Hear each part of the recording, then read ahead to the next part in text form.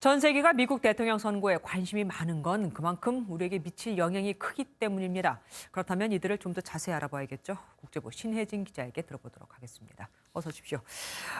바이든 당선인의 승리 연설을 보면 키워드가 화학과 치유입니다. 그만큼 미국이 많이 분열이 돼 있다 이렇게 해석을 해봐도 되겠죠. 네, 바이든 당선인의 연설부터 먼저 들어보겠습니다. I pledge to be a president who seeks not to divide, but unify.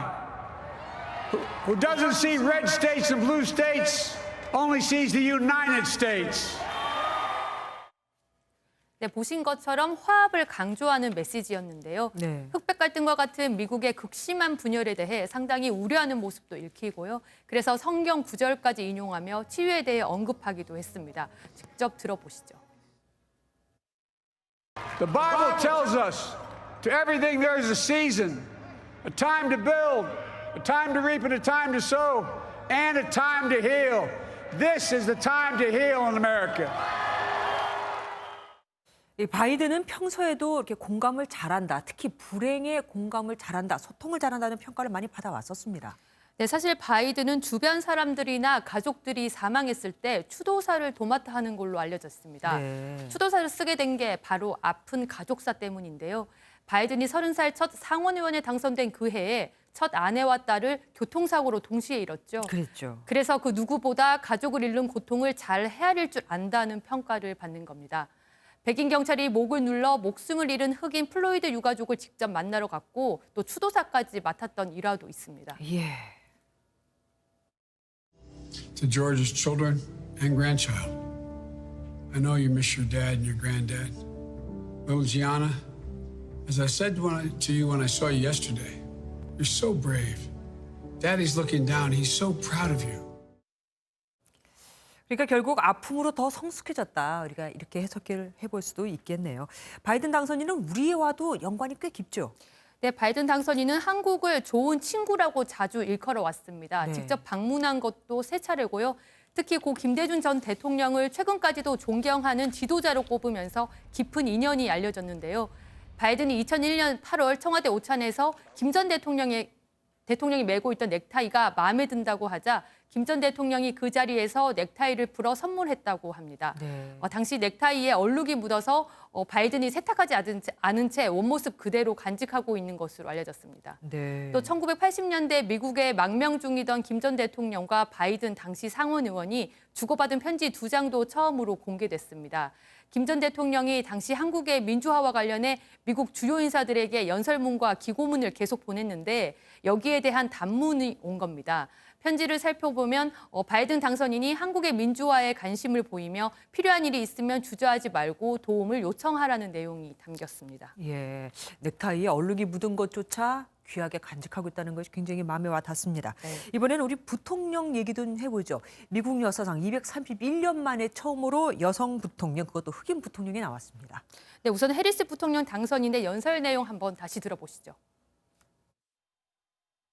While I may be the first woman in this office, I will not be the last. 네, 미국의 민주주의가 살아있다는 것과 첫 여성 부통령으로서의 힘찬 포부를 밝혔는데요. 네. 이날 입었던 흰색 정장은 패션을 넘어 정치적 의미를 담고 있습니다. 영미권의 여성 정치인들은 이런 의미에서 큰 행사에 참석할 때 순백 정장을 입곤 하는데요. 미국의 첫 여성 대통령 후보였던 힐러리 클린턴 전 국무장관도 2016년 전당대회 수락연설 때 흰색 정장을 입었습니다. 예, 그러니까 여성 참정권의 상징이 저 흰색이다 이렇게 얘기를 하더라고요. 네. 해리스 당선인도 최초라는 수식어가 꽤 많이 붙습니다. 네, 이력을 살펴보니까 흑인 최초 여성이라는 수식어가 많았습니다. 2004년부터 7년 동안 캘리포니아주 샌프란시스코 검사장을 지냈고 2011년엔 캘리포니아주 법무장관까지 올랐습니다.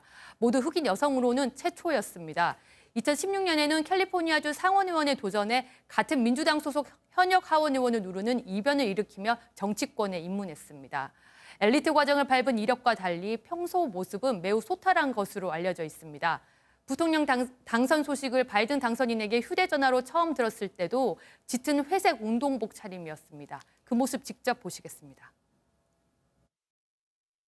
We did it, Joe. You're gonna be the next president of the United States. 오히려 저렇게 소탈한 모습이 더 와닿기도 했었습니다. 이번에는 트럼프 대통령 얘기 좀 해볼게요.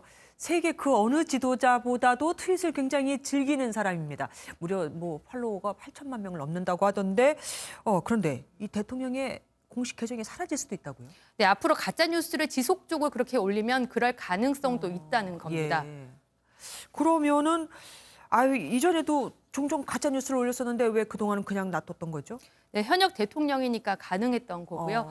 내년 1월 20일 바이든 당선인이 정식 취임하게 되면 트럼프 대통령의 신분도 자연인으로 돌아갑니다. 현역일 때는 허위 정보나 폭력을 선동하는 글을 올리더라도 경고 딱지가 붙거나 글을 가리는 정도의 조치만 받았습니다. 네네. 하지만 대통령직에서 물러나면 글이 아예 삭제되거나 계정이 중단되는 등 일반인과 동일한 규정을 적용받게 됩니다. 그동안 누렸던 특별 대우가 사라지는 셈입니다. 그러니까 대통령이니까 국민의 알 권리를 위해서 그나마 계정 자체는 살려놔 줬었는데 일반인이 되면 그것조차 없어질 수 있다. 이거군요. 알겠습니다. 지금까지 말씀 잘 들었습니다.